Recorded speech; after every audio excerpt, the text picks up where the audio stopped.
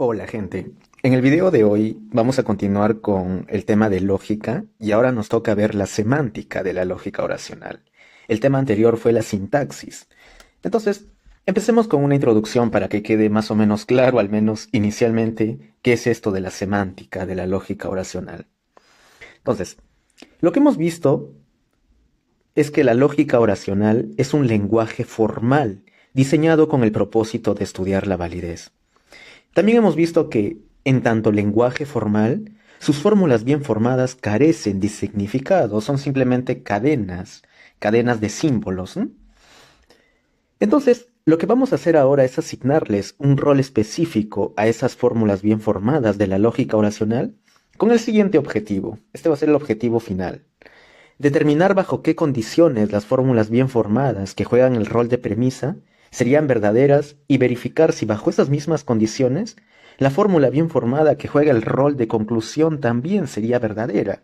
Recuerden que esta es la noción de validez que introduje inicialmente. Entonces, ese va a ser el propósito. Vamos a llegar a eso.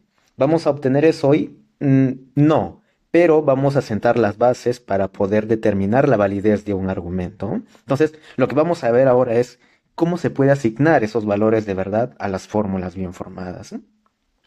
Entonces, primero vamos a proveer una semántica que nos diga cómo entender los símbolos y las fórmulas. Vamos a aprender reglas, básicamente, ahora, ¿eh? Entonces, de manera informal, podemos interpretar las variables proposicionales como proposiciones en castellano. Este es el objetivo por el cual hemos diseñado este lenguaje formal artificial para analizar argumentos. Entonces, aquí hay un ejemplo. La variable proposicional A puede representar la oración el 4 es un número par y la letra B puede representar la oración los humanos son mortales. De esta manera, como hemos visto ya en la sintaxis, en el video anterior, este símbolo de acá se representa la negación de A, la negación de la oración A. ¿Y qué es la oración A?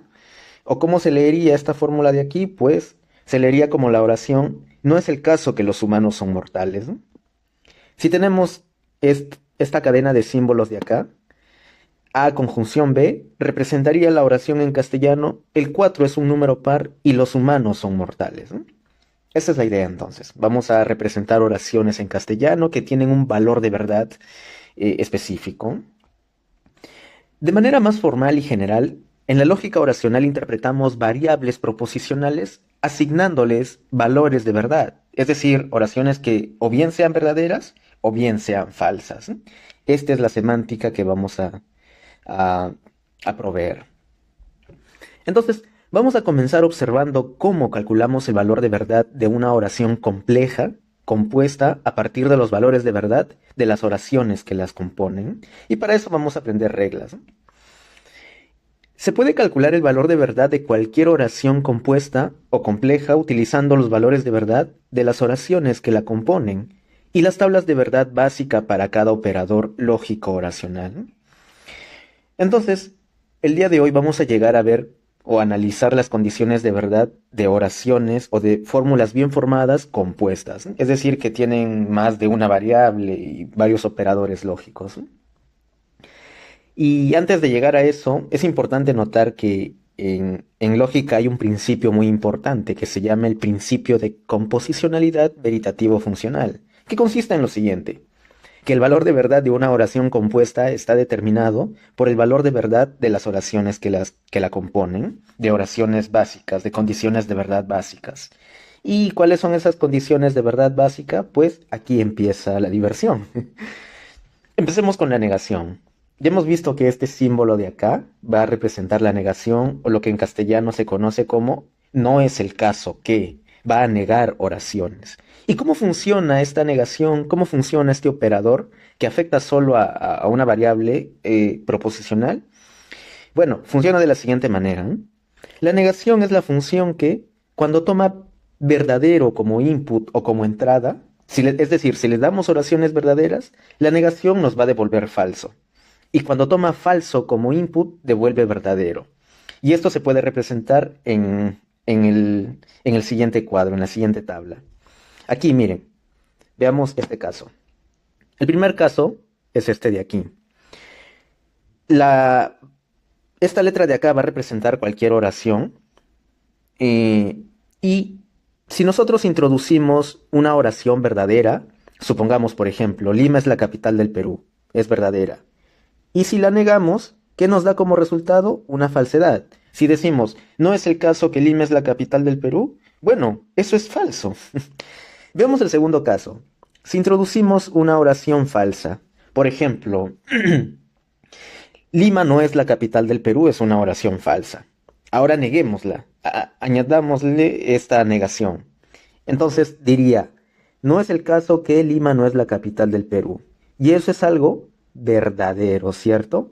Entonces, así es como funciona el operador de la negación. Básicamente invierte el valor de verdad. Si tú introduces una verdad y la niegas, te da falso. Y si introduces una falsedad y la niegas, te da verdadero. Esa es la idea básica con la negación. Así funciona.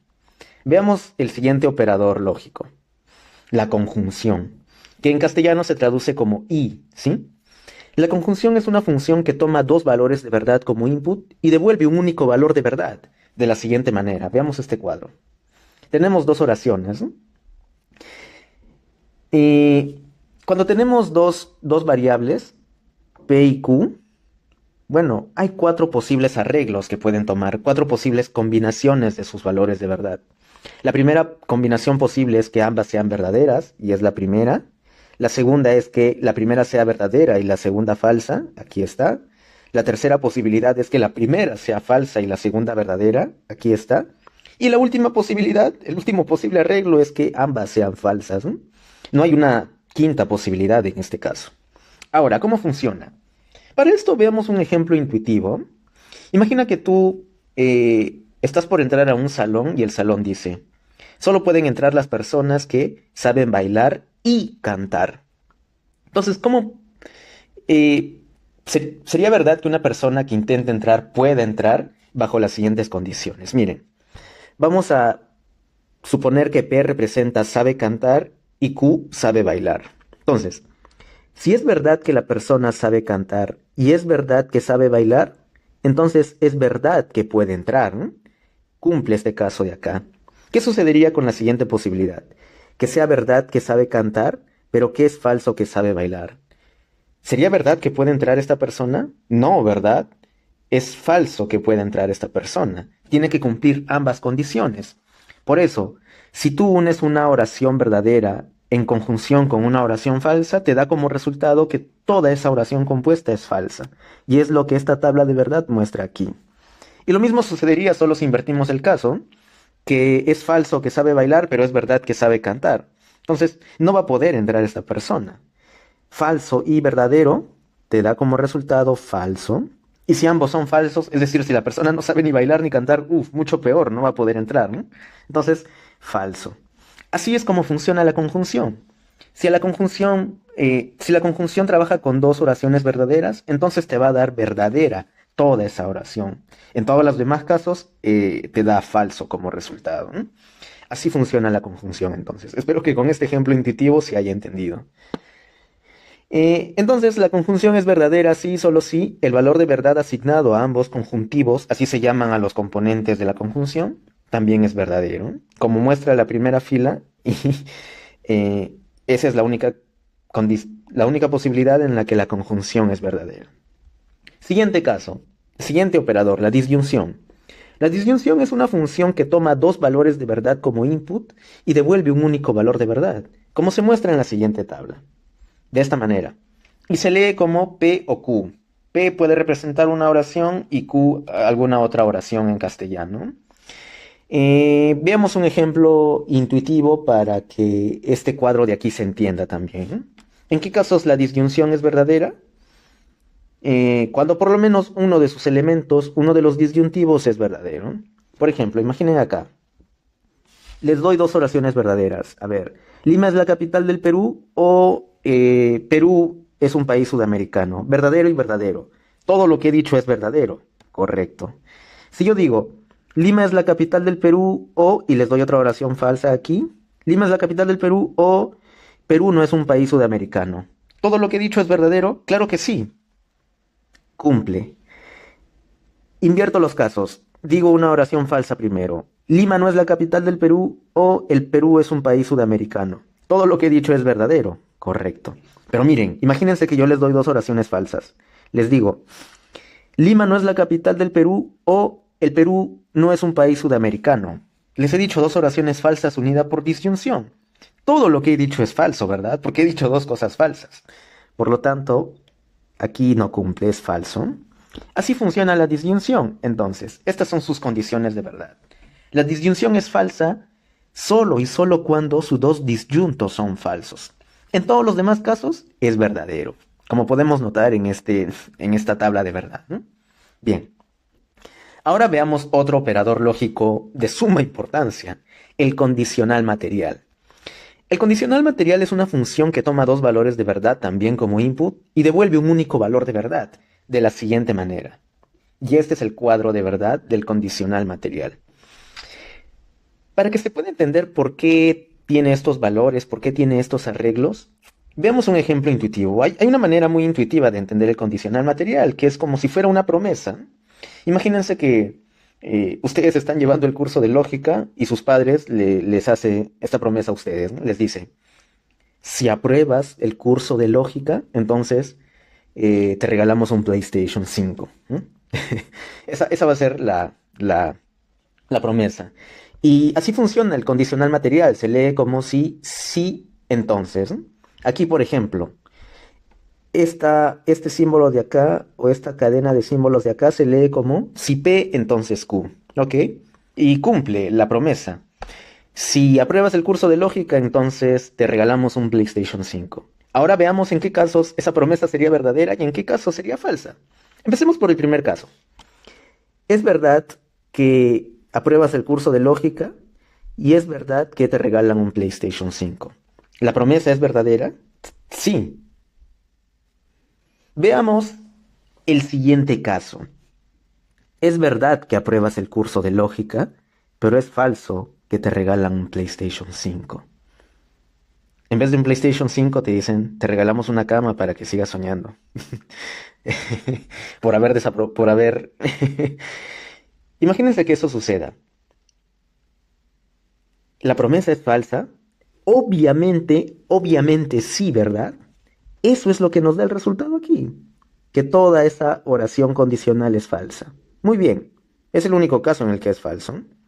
Veamos las últimas posibilidades. Imagínense que es falso que apruebas el curso de lógica, pero es verdad que te regalan un PlayStation 5. ¿La promesa es falsa? No. ¿Por qué? Porque esta promesa no dice nada acerca de si no apruebas lógica. Lo único que te dice es que si fuese verdad que apruebas lógica, entonces te regalaríamos un PlayStation 5. Pero no te dice nada acerca de si desapruebas el curso de lógica, de si fuera falso que apruebas el curso de lógica. Por lo tanto, de manera intuitiva, la promesa sigue siendo verdadera y es lo que muestra este resultado aquí, ¿no? Correcto. Y el último caso. Es falso que apruebas el curso de lógica y es falso que te regalan un PlayStation 5. ¿La promesa sigue siendo verdadera? Sí, claro que sí. Eso es muy intuitivo. Entonces, el condicional material funciona así. Estas son sus condiciones de verdad. Entonces, es falso en un solo caso, cuando el antecedente es verdadero y el consecuente es falso. En este condicional, el antecedente siempre va a ser lo que viene primero. En este caso, P. Y el condicional siempre va a ser lo que está en el segundo lado, en este caso Q. ¿No? En este caso P es el antecedente y Q el consecuente. Esa es la terminología que he estado usando acá. Bien, espero que sea muy intuitivo y que se entienda por qué esta es la tabla de verdad del condicional material. ¿No? Veamos el siguiente caso, el bicondicional. El bicondicional es una función que toma dos valores de verdad como input y devuelve un único valor de verdad, de la siguiente manera. Y esto se lee como P, sí y solo sí, Q. ¿Ok? Entonces, ¿en qué casos es verdadera? La manera muy directa de recordar esto es, el bicondicional es verdadero cuando tiene los mismos valores de verdad, sus componentes. Todos los demás casos es falso. Por ejemplo aquí, verdadero y verdadero da verdadero. Falso y falso son mismos valores de verdad, te da verdadero. En los demás casos, en el del medio, te da falso. En estos casos de aquí, te da falso. como resultado. Entonces, esta es una manera muy intuitiva de recordarlo. El bicondicional es verdadero si, solo si recibe como input o bien solo verdadero o bien solo falso. O en otras palabras, los mismos valores de verdad. Si son valores de verdad diferentes, entonces te da falso. Bien, hasta aquí espero que esté todo claro. He puesto ejemplos intuitivos para que se entienda. Y ahora veamos lo siguiente. El valor de verdad de oraciones complejas o compuestas también se les suele llamar en la literatura. Las tablas de verdad básicas se pueden usar para evaluar el valor de verdad de cualquier oración compleja, de una oración que tiene más elementos, que tiene más operadores, etc. ¿no? Entonces, recordemos que el valor de verdad de una oración compleja es el valor de verdad de su operador principal. Y en el video anterior de la sintaxis ya hemos visto un método de cómo detectar cuál es el operador principal. Entonces, vamos a poner un ejemplo aquí para calcular el valor de verdad de estas dos fórmulas, la que está a la izquierda y la que está a la derecha. Entonces, veamos. Miren, nos dice, asumamos que A y B son verdaderos y X e Y son falsos. Entonces, calculemos el valor de verdad. Empecemos por el de la izquierda. Nos dice que A y B son verdaderos. Ponemos abajito de las letras sus valores de verdad respectivos, ¿no? A es verdadero y X es falso y Y es falso. Y es falso. Ok. Ahora, verdadero, disyunción. Voy a ponerlo de otro color para que sea claro. Verdadero, disyunción falso, ¿qué nos da? Verdadero. Aquí, en el otro caso, en este caso de acá. Falso. La negación de falso, ¿qué nos da? Verdadero. Y miren, pongamos otro color. Verdadero, disyunción verdadero, ¿qué nos da? Verdadero. Entonces, toda esta fórmula de aquí de la izquierda es una oración compleja o compuesta verdadera. Hemos asignado los valores de verdad de A, B, X e Y y hemos ido calculando desde lo más básico que son las letras, viendo cómo están conectadas con los operadores lógicos y hemos visto que el resultado es que esta fórmula bien formada de la izquierda es verdadera, ¿no? El valor de verdad de toda esa fórmula es verdad. Ahora veamos el caso de la derecha. Empecemos también con el color rojo. Aquí. A es verdadero. Ok, lo ponemos. Y es falso. Ok, lo ponemos. B es verdadero y X es falso. Ok, aquí vamos. Empezamos siempre asignándole los valores de verdad a las letras individuales. Ahora el siguiente color, amarillo. Y es falso. La negación de Y sería verdadero. ¿No? Verdadero. Aquí está. Ya. Verdadero. Verdadero y verdadero. ¿Qué nos da? Verdadero. Ok. Aquí. El bicondicional. Verdadero, bicondicional, falso. Son valores de verdad diferentes. Entonces, en el bicondicional, si tenemos valores de verdad diferentes, ¿qué nos da como resultado? La falsedad. ¿No? Aquí está. Esto de aquí es falso. Ahora, por último, el verde. Miren, verdadero, condicional, falso, ¿qué nos da? Ya hemos visto, es como una promesa.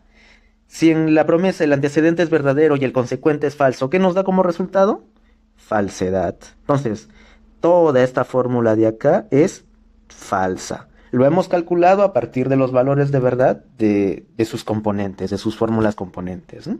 Entonces, así se calcula el verdad de oraciones complejas, viendo cuáles son los valores de verdad de las letras individuales y aplicando las tablas de verdad, simplemente. Es un paso, es algo un tanto mecánico, pero directo, ¿sí? Entonces, en resumen, un lenguaje formal L es un conjunto finito de símbolos y reglas de formación recursivas que especifican qué cadenas de símbolos son fórmulas bien formadas de este lenguaje formal, sin asignarle significado. Es todo lo que vimos en el video anterior de sintaxis de la lógica oracional, ¿no? Entonces, la lógica oracional es un lenguaje formal. Aquí le estamos dando un objetivo específico, pero podría tener otros, de hecho. Y la semántica de un lenguaje formal L interpreta las fórmulas bien formadas de este lenguaje formal, ¿no? En el caso de la lógica oracional, la semántica formula las reglas que determinan las condiciones de verdad de cualquier fórmula bien formada de la lógica oracional a partir de las condiciones de verdad de sus partes, ¿eh? Y las 5 tablas de verdad básicas dan la semántica de la lógica oracional. Eso es lo que hemos visto entonces el día de hoy. Finalmente, como es usual en los videos de lógica, aquí les dejo un par de ejercicios, ¿no? Asumiendo que A, B y C son verdaderos y X, Y y Z son falsos, determina los valores de verdad de las siguientes oraciones compuestas, ¿no? Si desean pueden dejar sus respuestas en los comentarios y si tienen alguna duda, pues trataré de responder, ¿eh? Entonces, eso es todo por ahora y nos vemos en la siguiente, ¿eh?